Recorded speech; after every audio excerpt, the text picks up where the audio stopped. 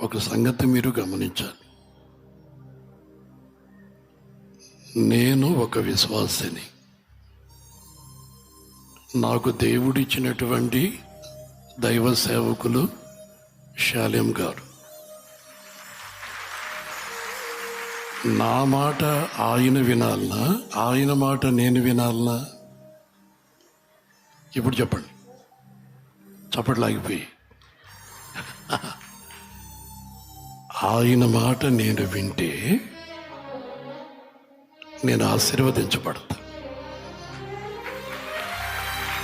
అదేవిధంగా దైవ సేవకుల మాట వెంబడిస్తున్న సేవకులు కానీ పరిచారకులు కానీ మనందరం దైవ సేవకుని మాటకి ఎప్పుడైతే మనం లోబడతామో ప్రభు రాకడలో ఎత్తబడతాం. ఆమేన్.